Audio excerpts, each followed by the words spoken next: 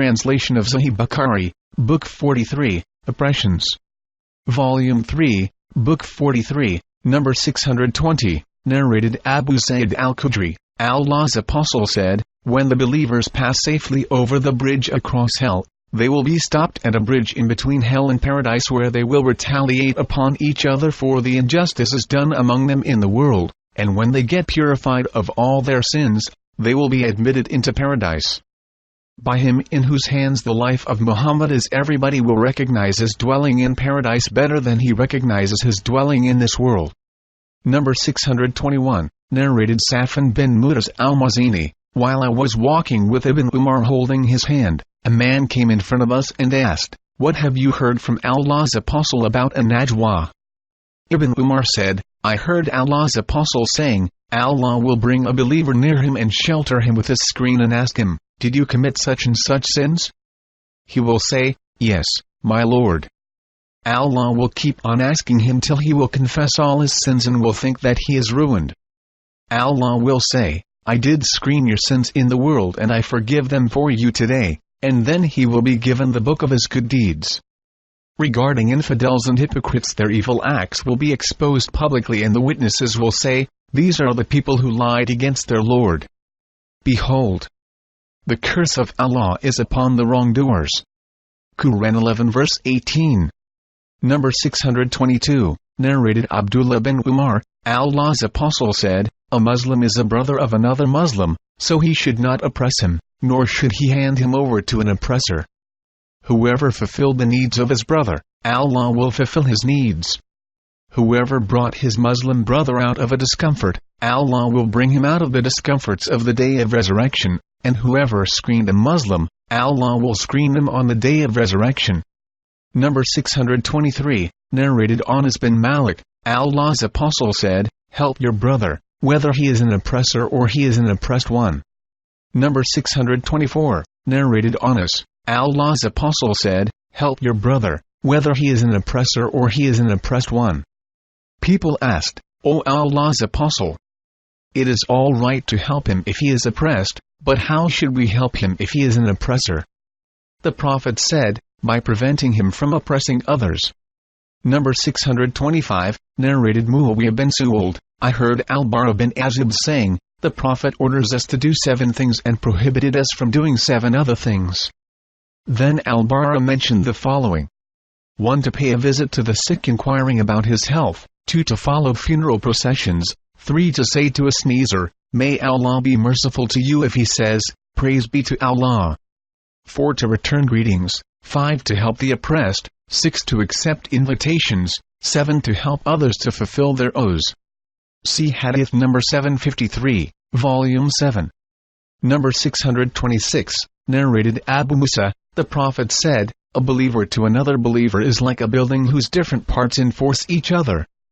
The Prophet then clasped his hands with the fingers interlaced while saying that. Number 627, narrated Ibn Umar, the Prophet said, "Oppression will be a darkness on the day of resurrection." Number 628, narrated Ibn Abbas, the Prophet sent Mu'adh to Yemen and said, "Be afraid, from the curse of the oppressors there is no screen between his invocation and Allah." Number 629, narrated Abu Hurairah, Allah's Apostle said, "Whoever has oppressed another person concerning his reputation or anything else, he should beg him to forgive him before the day of resurrection when there will be no money to compensate for wrong deeds, but if he has good deeds, those good deeds will be taken from him according to his oppression which he has done, and if he has no good deeds, the sins of the oppressed person will be loaded on him." Number 630, narrated Aisha, regarding the explanation of the following verse: "If a wife fears cruelty or desertion on her husband's part." Quran 4 verse 128, a man may dislike his wife and intend to divorce her, so she says to him, "I give up my rights, so do not divorce me." The above verse was revealed concerning such a case. Number 631, narrated Sahal bin Sa'd as-Sa'idi, a drink milk mixed with water was brought to Allah's Apostle who drank some of it. A boy was sitting to his right, and some old men to his left. Allah's Apostle said to the boy, "Do you allow me to give the rest of the drink to these people?"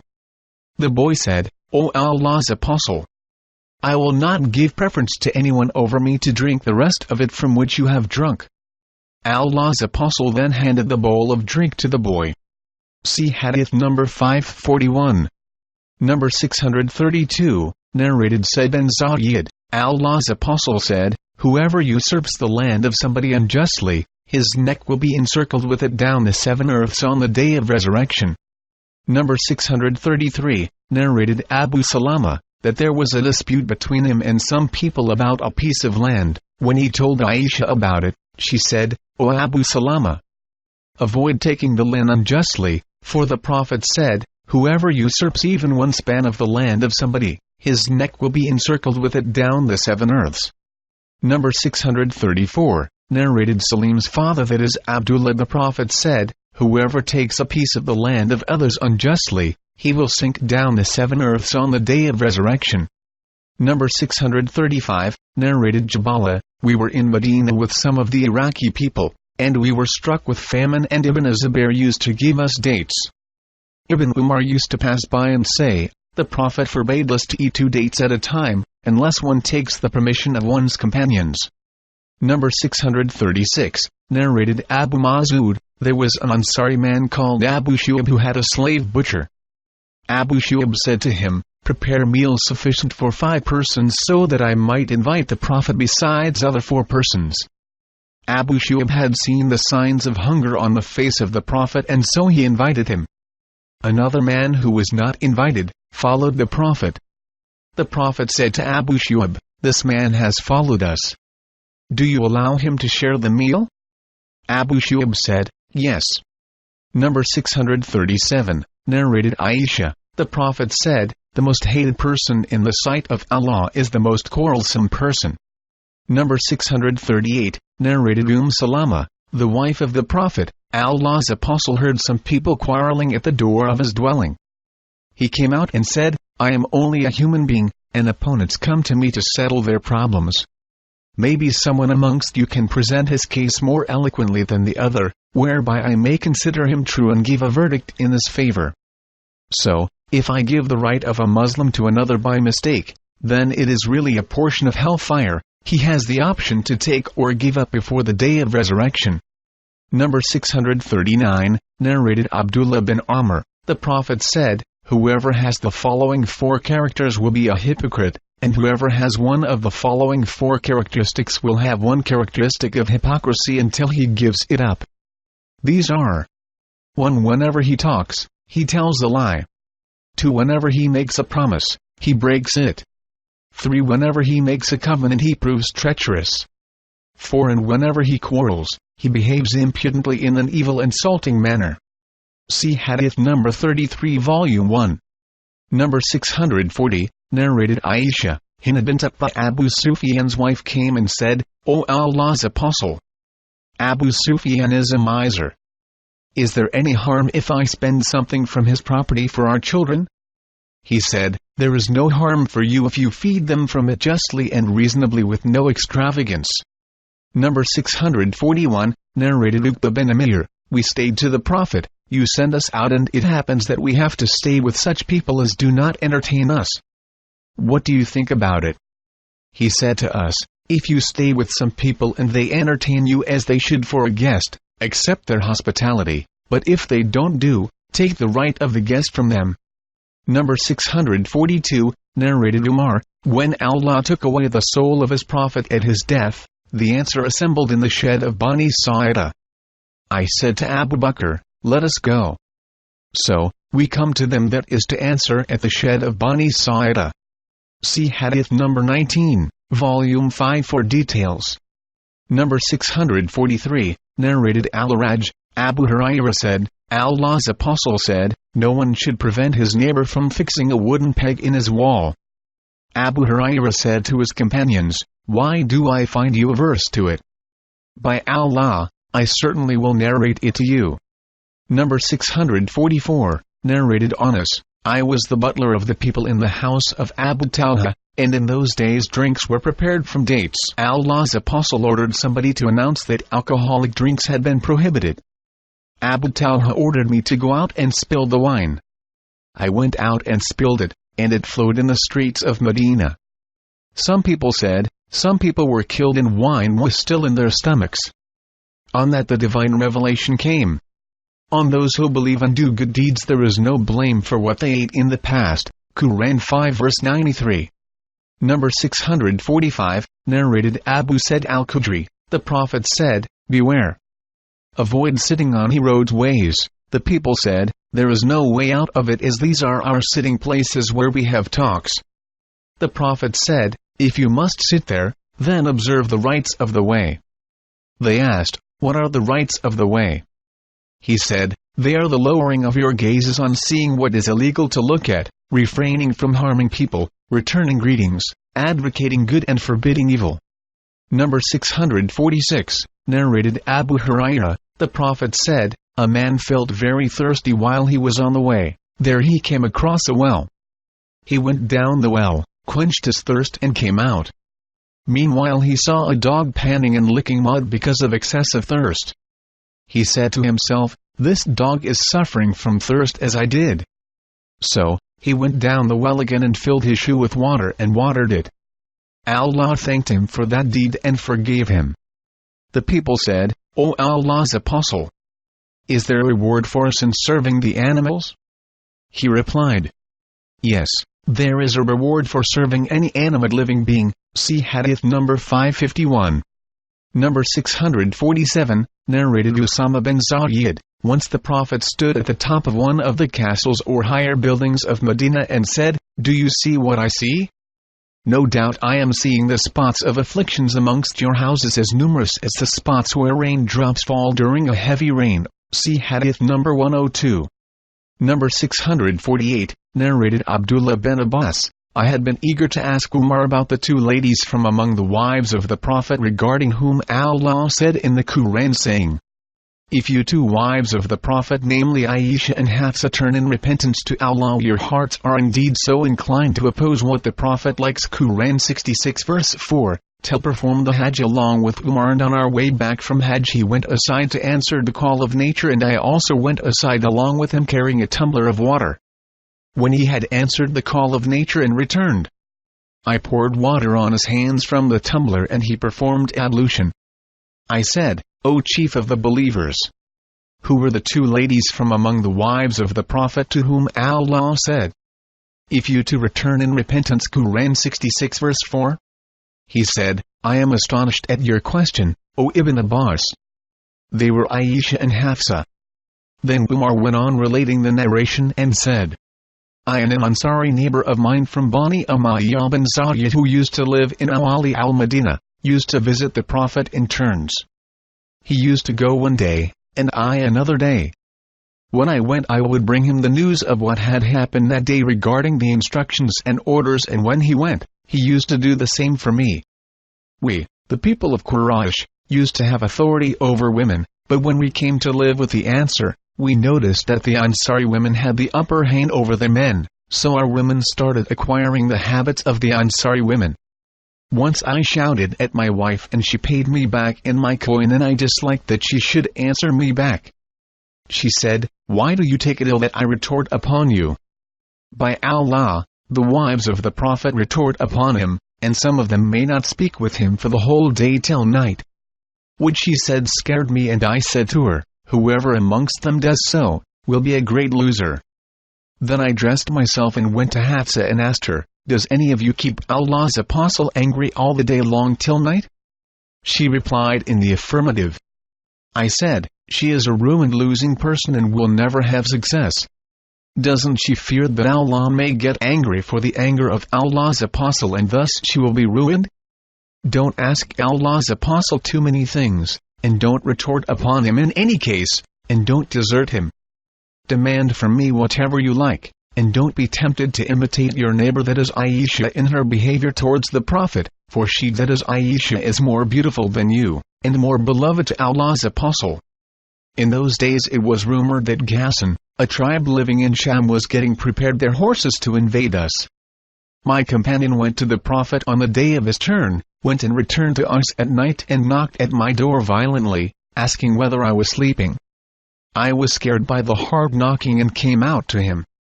He said that a great thing had happened. I asked him, what is it? Have Ghassan come?" He replied that it was worse and more serious than that, and added that Allah's apostle had divorced all his wives. I said, "Hafsa is a ruined loser. I expected that would happen someday." So I dressed myself and offered the Fajr prayer with the Prophet. Then the Prophet entered an upper room and stayed there alone. I went to Hafsa and found her weeping. I asked her, "Why are you weeping? Didn't I warn you? Have Allah's apostle divorced you all?" She replied, "I don't know.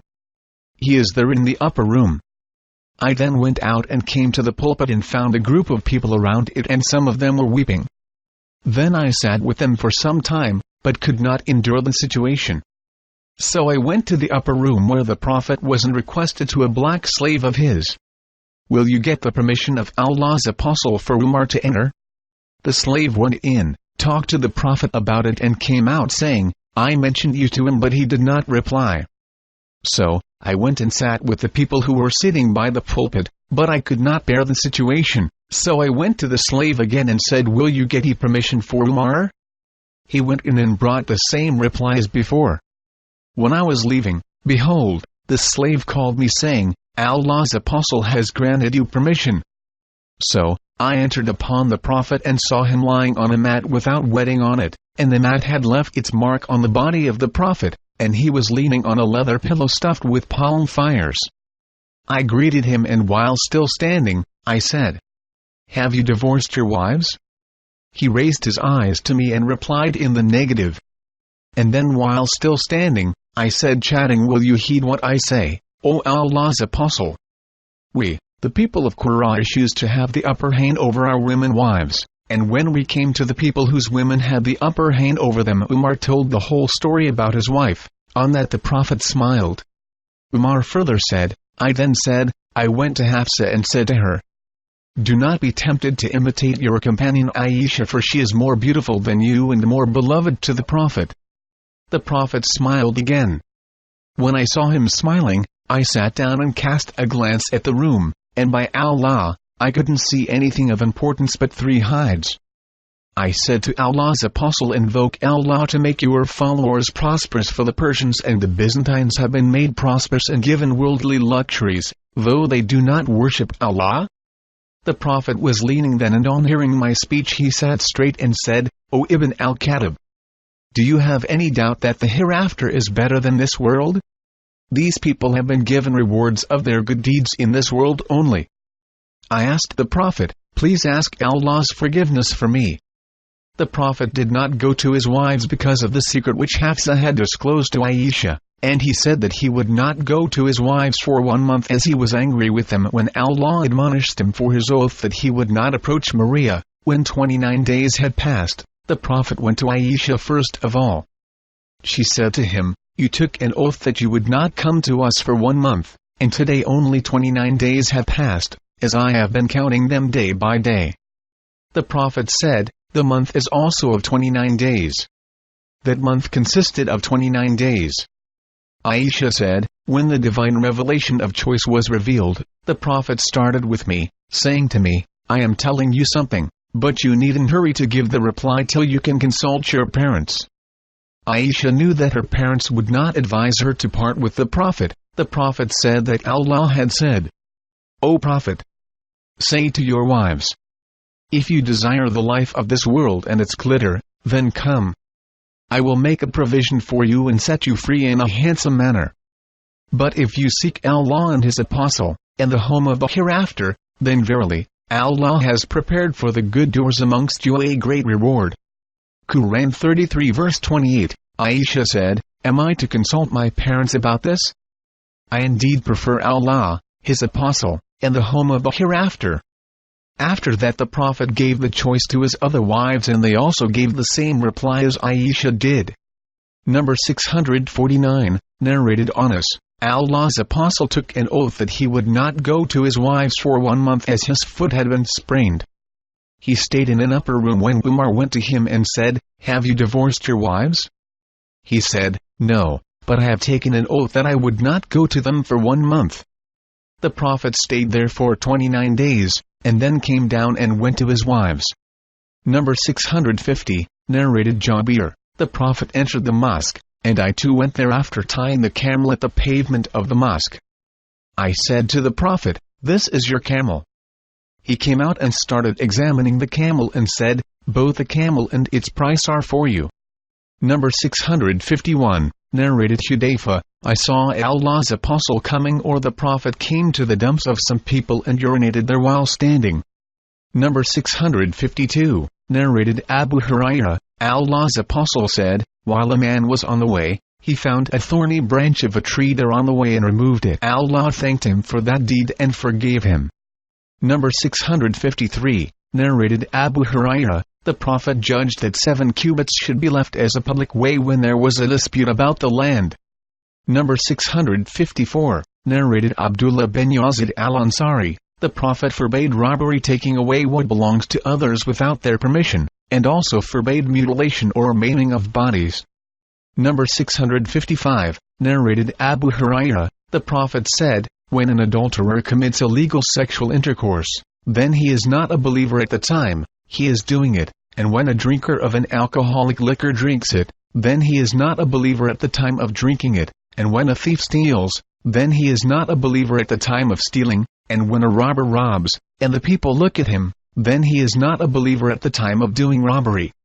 Number 656, narrated Abu Hurairah, Allah's Apostle said, the hour will not be established until the son of Mary, that is Jesus, descends amongst you as a just ruler. He will break the cross, kill the pigs, and abolish the jizya tax. Money will be in abundance so that nobody will accept it as charitable gifts. Number 657, narrated Salama bin al-Aqwa, on the day of Khaybar the Prophet saw fires being lighted. He asked, "Why are these fires being lighted?" The people replied that they were cooking the meat of donkeys. He said, "Break the pots and throw away their contents." The people said, "Shall we throw away their contents and wash the pots rather than break them?" He said, "Wash them." Number 658, narrated Abdullah bin Mas'ud, the Prophet entered Mecca and at that time there were 360 idols around the Kaaba. He started stabbing the idols with a stick he had in his hand and reciting, "Truth Islam has come and falsehood disbelief has vanished." Number 659, narrated Al-Qasim, Aisha said that she hung a curtain decorated with pictures of animates on a cupboard. The Prophet tore that curtain and she turned it into 2 cushions which remained in the house for the Prophet to sit on. Number 660, narrated Abdullah bin Amr bin al-As, I heard the Prophet saying, "Whoever is killed while protecting his property, then he is a martyr." Number 661, narrated Anas, while the Prophet was with one of his wives, one of the mothers of the believers, that is one of his wives, sent a wooden bowl containing food with a servant. The wife in whose house he was sitting stroked the bowl with her hand and broke it. The Prophet collected the shattered pieces and put the food back in it and said, "Eat." He kept the servant and the bowl till he had eaten the food. Then the Prophet gave another unbroken bowl to the servant and kept the broken one. Number 662, narrated Abu Hurairah, Allah's Apostle said, there was an Israeli man called Jiraj. While he was praying, his mother came and called him, but he did not respond to her call. He said to himself whether he should continue the prayer or reply to his mother. She came to him the second time and called him and said, "O Allah, do not let him die until he sees the faces of prostitutes." Jiraj used to live in a hermitage. A woman said that she would entice Jiraj, so she went to him and presented herself for an evil act, but he refused. She then went to a shepherd and allowed him to commit an illegal sexual intercourse with her, and later she gave birth to a boy. She alleged that the baby was from Jiraj. The people went to Jiraj and broke down his hermitage, pulled him out of it and abused him. He performed ablution and offered the prayer, then he went to the male baby and asked him, "O boy, who is your father?" The baby replied that his father was the shepherd. The people said that they would build for him a hermitage of gold, but Jiraj asked them to make it of mud only.